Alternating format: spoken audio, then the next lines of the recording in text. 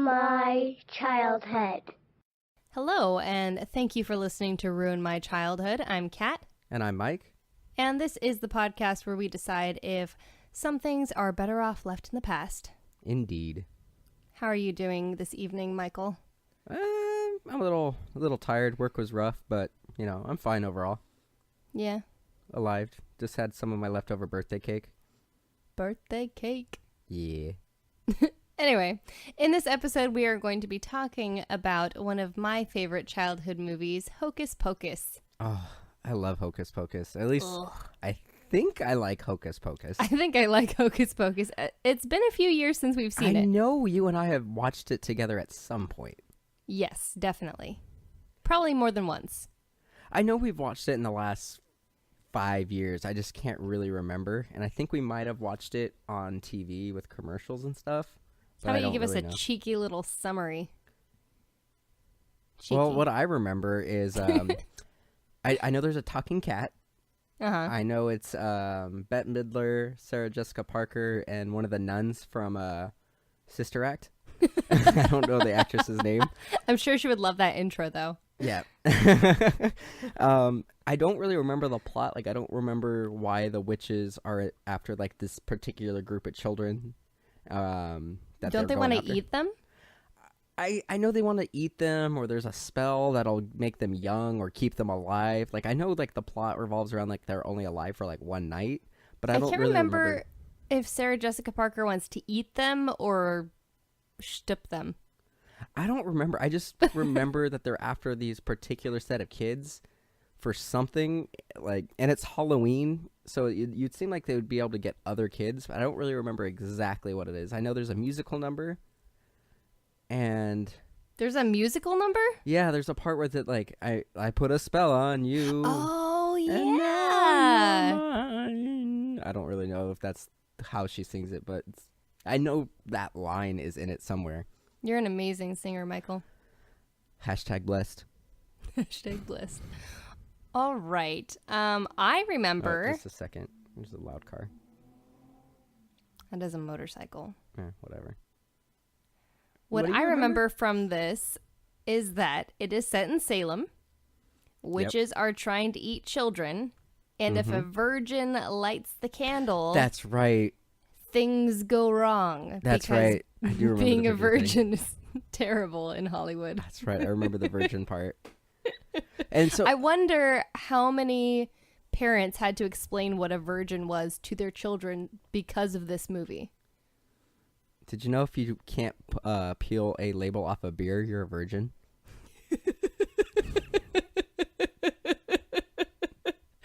I do remember those things from when we were kids, and I remember us not knowing what a virgin was, but still being like, oh, that's weird. Like, if you can't pull the little smallest circle off with the soda can tab, then you're a virgin. Yeah. I'm like, I don't know what that is, but I don't want to be one. Or if you had, what was it, the Tootsie Roll Pops? Like, if you found one with a star, you were, like, something special. I don't remember. I thought that just supposedly if you mailed those to the company, they'd send you a free Tootsie Pop. Oh, really? I found stars all the time, but I thought it was just some, like, shenanigans kids played. It probably has nothing to do with anything, because Probably. kids are stupid. Okay, let's go watch this movie. Michael? Yes. But, like, You're not going to say, okay, let's? You're just silent? Yep. All right. That's special. I put a spell on you, and now you're gone. My whammy fell on you, and it was strong. Your wretched little lives have all been cursed because of all the witches working. And the worst, I put a spell on you, and now you're mine. Okay, we are back. And there is so much happening in this movie, and yet, I still love it. What about you? I still really liked it, and while watching the movie, like, I just is something that I was going to jeer, and then I realized something about myself while watching it.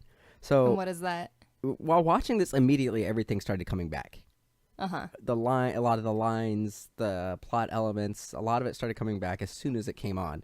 At the very beginning of the movie, his name is Zachary Binks. No, I think it's Thackeray Binks. Thackeray Binks.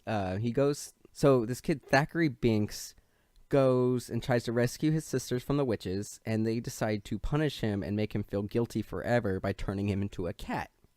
Right? Mm-hmm.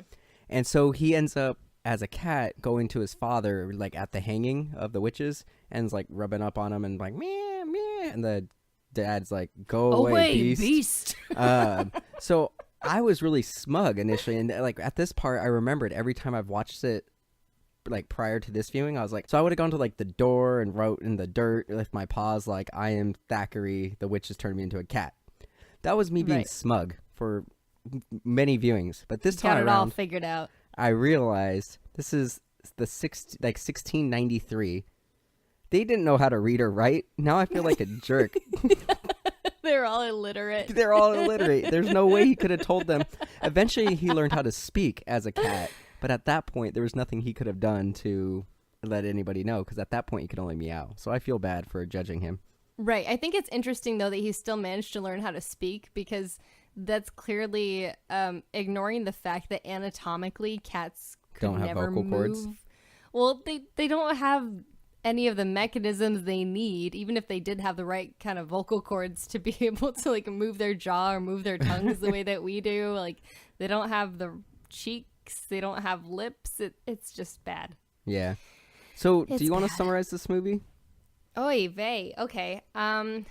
So at the beginning of the movie, you are introduced to Thackeray Binks and his sister Emily, who the witches, was it Sanderson sisters? Sanderson sisters, correct. The Sanderson sisters have captured his little sister Emily, and they are going to eat her.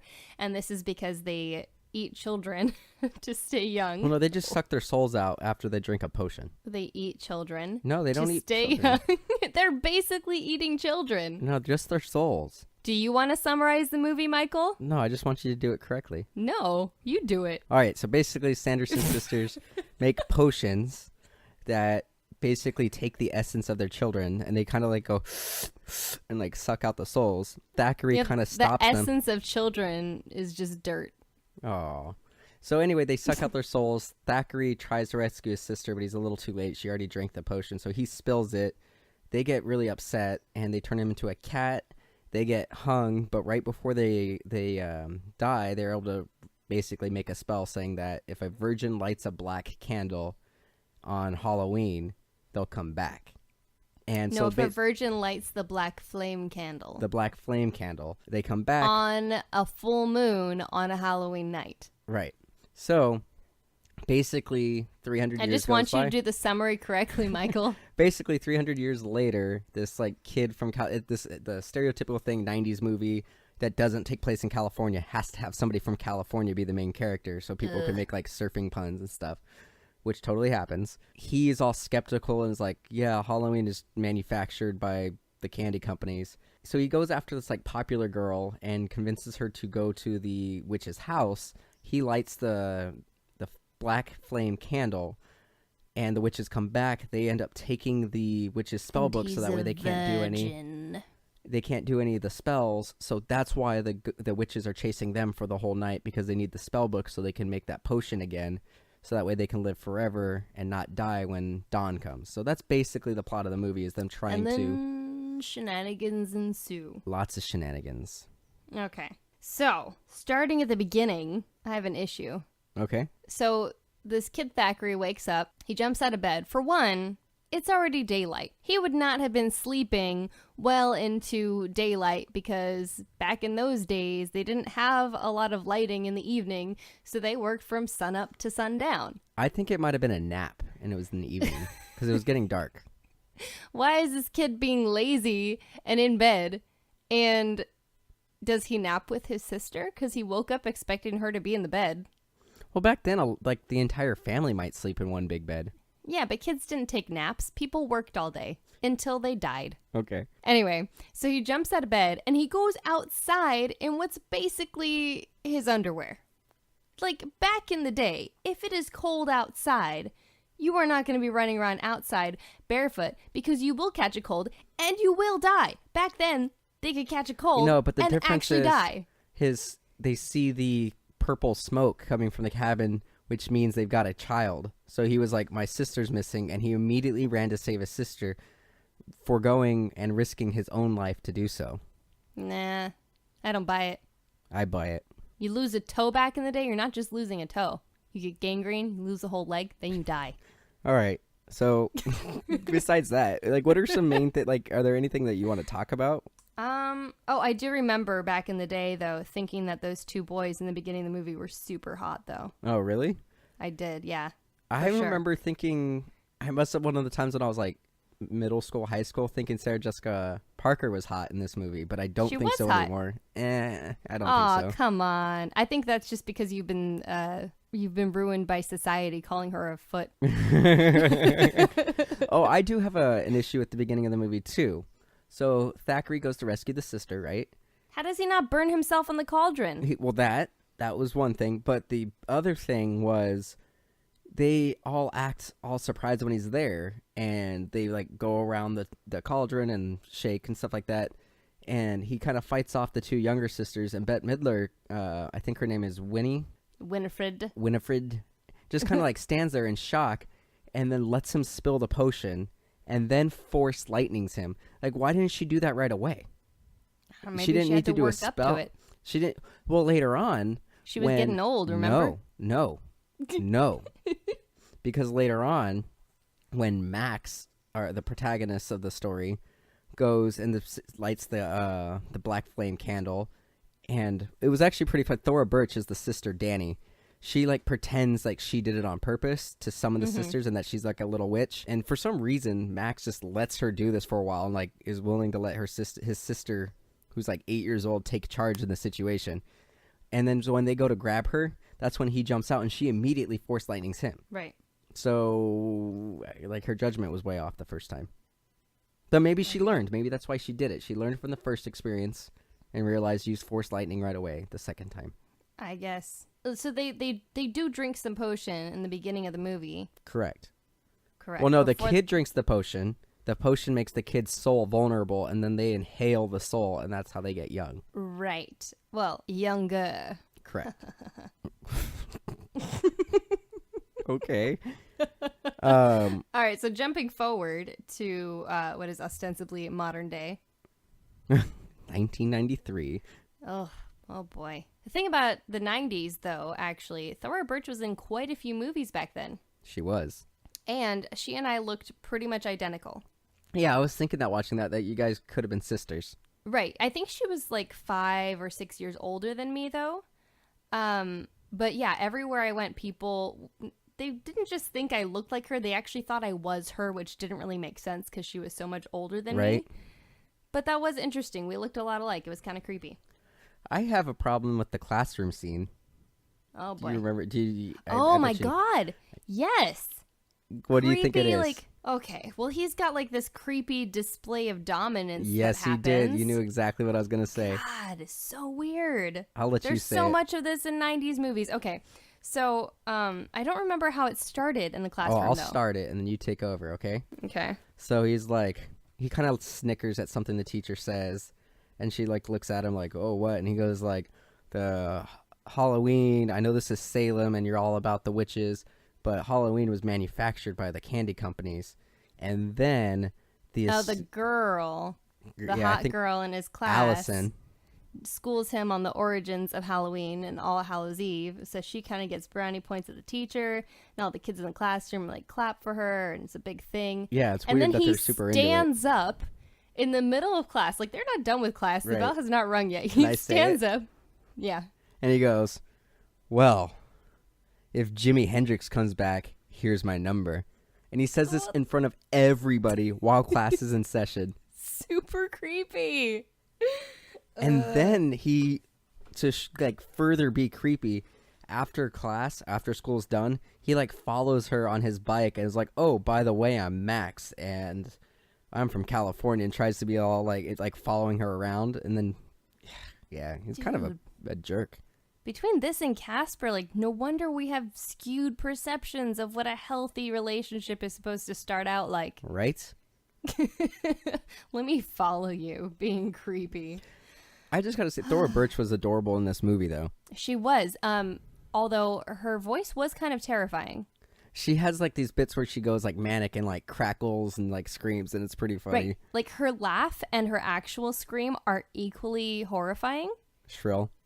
I don't know how they managed to capture it on their microphones, but I don't know.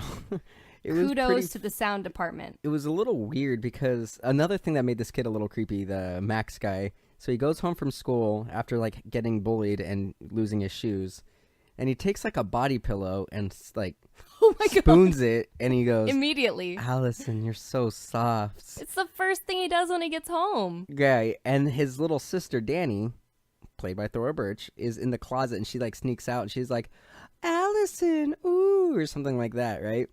Yeah. And then later on that night, they go trick-or-treating, and they go past this, like, really nice house. He's like, "Oh, wow, look at that house." And Danny goes, "Oh, yeah, they're probably rich and will make you drink cider." What's wrong with cider? That's I what love I said. cider. I love Cider's cider, the best. too, year-round. That used to be what I drank at Starbucks because I didn't drink coffee or tea. Because you're a weirdo. I drink tea now. But so they go to that house and they just like walk in and they're having like this like big masquerade kind of party, and they see Allison, and she immediately goes, "Allison, my brother Allison. Max likes your wabos or yabos." Right. She goes, just, "Oh, no," like, she starts goes- talking about her boobs. She goes, "I really like your costume, but I couldn't wear one like that because I don't have yabos. You have yabos. Max likes your yabos, don't you, Max?" Like, oh, it's so bizarre. Yeah, it's really weird. It's just a movie written by adults. Right? Yeah, it's pretty weird. So, Oh wait, there's a no. lot. But before they get to that house, she just like has a little meltdown and throws herself into these people's like super nice setup of Halloween decorations out front, and is just crying in them. Yeah, I don't Like, remember why like she was she crying. owns the place. And then they get up and they're like, "Oh, hey, this is a nice house. Well, let's Oh, go that's see right. what's happening." I really want to talk about like the way the witches interacted with the modern world. I liked that. I enjoyed it. I think there was only one line in this entire movie that didn't quite make sense. What When was she's it? flying alongside the car and says, "Hey, you got a permit?" Yeah, she wouldn't know what that is. Right. I But get for what the you're saying. most part, you know, and they're like, of course, unrealistic because that's what makes the movie fun. But they're more excited about the world rather than scared of it, Yeah. which is... Well, I mean, they're initially terrified of a couple things. So, like, they come up on the street and they're like, "A black river," and they push Sarah Jessica Parker onto it, and it's solid. They're like, "Oh, it's a road." Like, they figure it out right away. But I then did they- enjoy that the Born Hot Yesterday dynamic with Sarah Jessica Parker. They made her silly enough that it's kind of excusable in this movie. Right. Yeah. And then I liked how they interacted with, like, they hear the fire truck and they freak out, and then they see the firemen and they're like, they're witch hunters. They wear black robes and they carry axes for chopping wood to burn us. Like, and it's, I love it's it. funny because, like, yeah, that would be what you would think if you're a witch and you got killed because you're a witch. They like I think all of their lines were just solid gold. Like you kind of remember there being a lot of good one-liners, but almost every single one of their lines is a good one-liner in Yeah, this there's. movie. I think the one that I wrote down. It's like, "It's a glorious morning. It makes me sick." Oh no, that's not how it goes. It goes, "It's a glorious morning. It makes me sick." I get she does this weird thing where it's like deep and then really high. That was Bette Midler. I think we just need to paste that clip in there. To Yeah, save we you could do from that. yourself. Yeah, I'll try to find it. Please do. Oh, it's really easy to find. That's one of the best lines of the entire movie. Yeah. Another glorious morning. Makes me sick. Oh, there's a point where they leave their brooms up against a fence because they see somebody Oh, dressed as the dude. devil. And that scene is ridiculous. But what I want to talk about first is they leave the brooms there, and 3 kids take them, and you hear a Right. like a sound these that they little take girls off. just flew away on their They're brooms. dead, right? Probably. You don't hear screaming or anything. You just hear the whoosh. Yeah, they're definitely dead. Anyway, so then they go into this house that, okay, so this is a little bit weird. Like, this guy is definitely some kind of pervert, because he doesn't just do spooky decorations on the outside of his house. Like, it is entirely set up to look like Satan lives here. And then he dresses up as Satan in this little spandex number. With white boxers. Right. 3 random women walk up to his house and he's like, come on in, ladies. Like, what? Yeah. Who are these women? And they like could watch rob TV and they dance. And then the wife initially is totally okay with 3 women being in the house. But it wasn't until she comes downstairs and sees him dancing with Sarah Jessica Parker. And she's like, nah, bruh, get out. Right? Yeah, that's a little weird. Definitely a little weird. So there's a point that was interesting where like Binks gets run over by a truck and then like reinflates and he's alive again. Yeah. Which was pretty interesting. I remember when I was young that was one of the most disturbing parts of the movie for me. It's a little weird. It's creepy. There's a zombie in this movie. I didn't remember the zombie at all. And I think it's because dead animals have always bothered me more than dead humans. Yeah. Okay. Sorry, I said something completely different. My brain did not work for a second. No, What? dead animals. No, because I mentioned the zombie guy, but you were still talking about the cat. That's my bad. I thought you were done, and you weren't. I apologize. No. No, animals are always harder to watch and die in movies than. Right? It's one of those things like you don't kill a dog in a movie, and you just don't do it. You know? So yeah, no, I can see why that was devastating to you.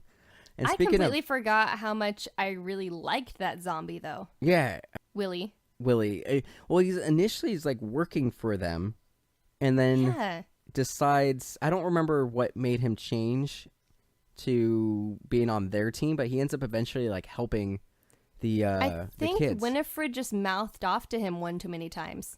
Got it. But yeah, he ends up helping them out, Yeah. and he's like super nice and super cool, dude. The kids straight like burned the witches to death at one point. Yeah, pretty much. So the kids lure so they go to first they find a guy who's dressed up as a cop. Obviously it's a Halloween costume. Wait, hang on. We need to talk about how they get the girl to join them on their shenanigans. So they show up at this chick's house. Her I already parents are having said that. No, you didn't elaborate. Oh, okay. So they show up at this chick's house. Her parents are having the Halloween party. She's on candy duty. And then the dude, like, trying to impress her is like, hey, we should go to the Sanderson sisters' house because it used to be a museum.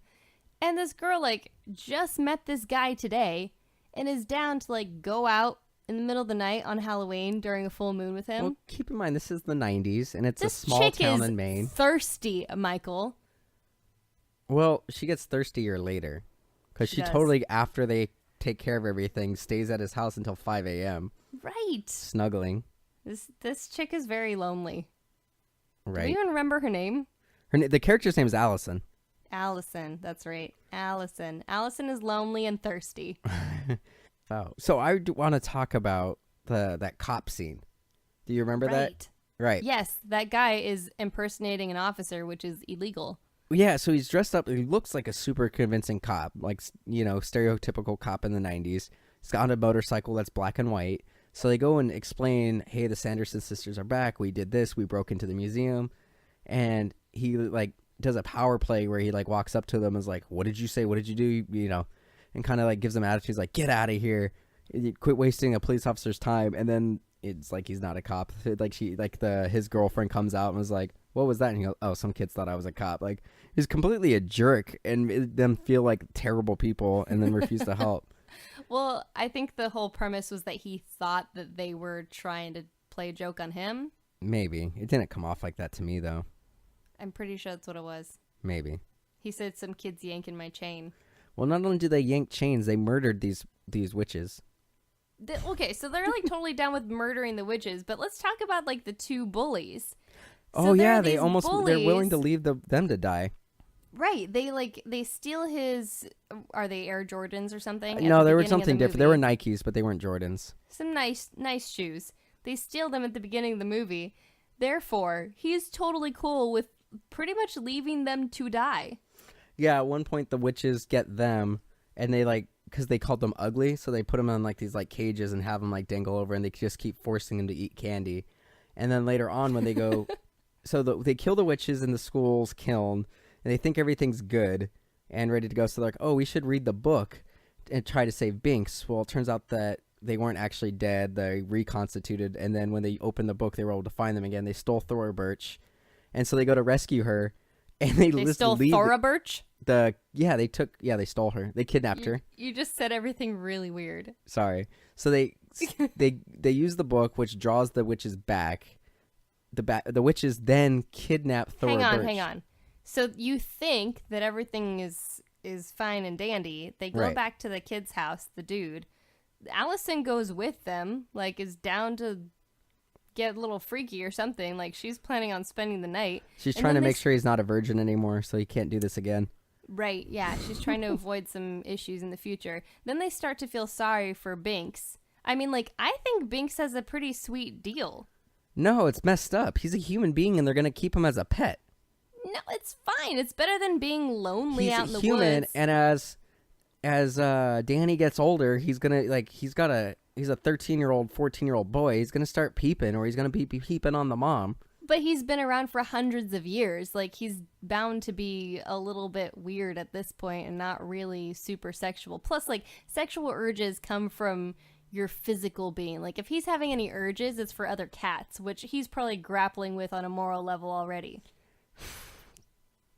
Anyway, I still think it's weird to have a human as a pet, basically. So they feel bad for Binks, who I think has a really sweet deal. You know, he gets to be fed, he gets to be cozy, he gets little pets.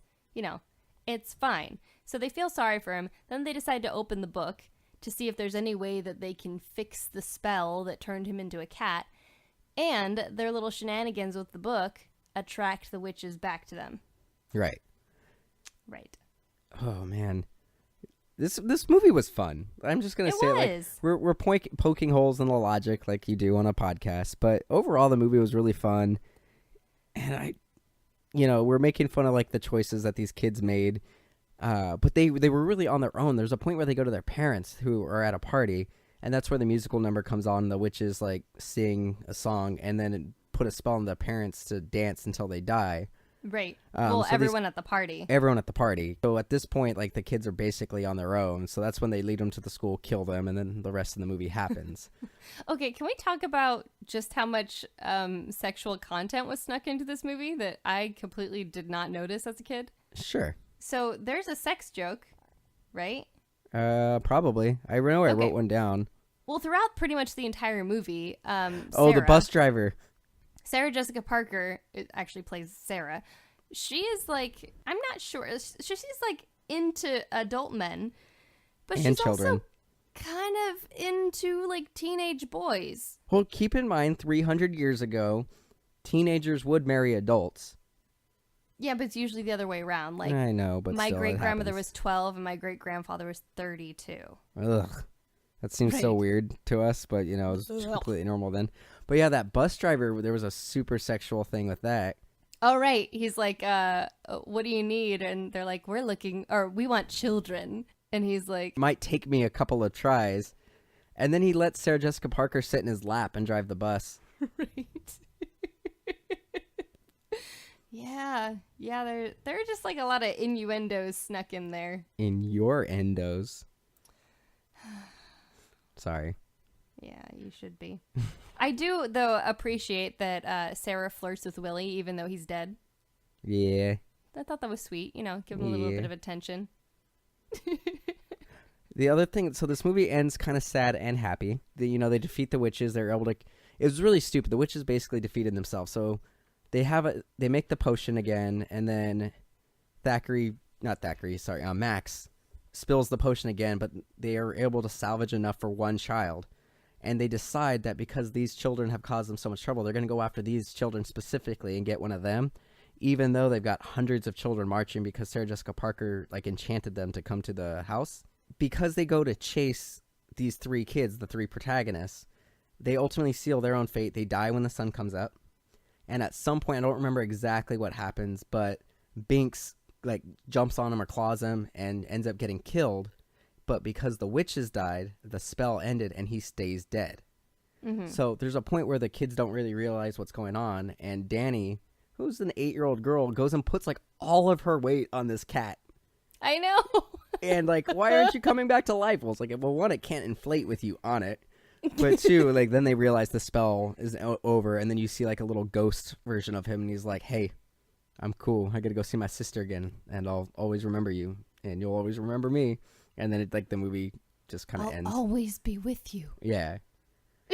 And what's unfortunate for the children and everybody in that town is because he can talk now, like he couldn't 300 years prior, if he survived, he could have like told everybody what's what and why the house got destroyed. Their house got destroyed when the witches came to kidnap Danny, and so their parents are going to be really upset.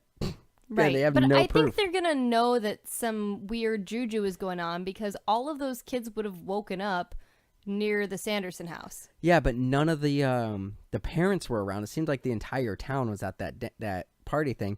And after the movie ends, there's like little stuff going on during the credits, and there's a part where the parents come out of the party, and the sun's already up, and they're like, "Oh man, I thought Los Angeles was a party town, but wow," or something like that. They have no idea that they even had a spell on themselves. Yeah, but then everyone goes home and all their kids are missing, and it's a big ordeal. That's true. Yeah, I think they would have figured it out. Yeah, probably. Overall, this movie was really fun, though. I really enjoyed watching it, and I would definitely watch it again. I think I enjoyed it more as an adult than I did as a kid. It was definitely fun. It was a great movie. I remember liking it as a kid. I didn't own it, but I remember, anytime it came on TV, I would watch it. And, we went and picked it up on Blu-ray for this episode, and I enjoyed it a lot. Like, I definitely think this, like, the $10 I spent buying this movie was well worth it. Yeah, it should definitely be in our yearly rotation. I think it's gonna be. I think it's gonna be. Uh-huh. All right, so what are we doing for our next episode? For our next episode, we are going to be doing Edward Scissorhands. No, it's not really Halloween, but it's a Tim Burton, and it's kind of creepy, and it's got that weird... Hey, we don't need an excuse to watch Edward Scissorhands. No, we don't. But we're going to have a special guest. Who's going to be our guest? Thaddeus Ellenberg. Ooh. From Casual Friday. Nice. Yes. Another great podcast. Woo!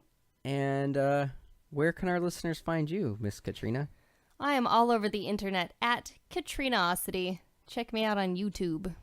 And of course, you can check out everything that's MDXpods related on MDXpods.com. Please follow us on Instagram and Twitter for, daily updates around the podcast and what we're going to be doing and just random movie information. And please like and share all of our episodes. We're obviously always trying to get a bigger audience. So if you can tell your friends and family about us, it helps us out a lot. Please write reviews on iTunes. And yeah, that's it. Thank you guys for listening. Thanks for listening. Yeah. Oh, also one more thing. Sorry. What? Patreon.com/MDXpods. We've got a special deal going on for October.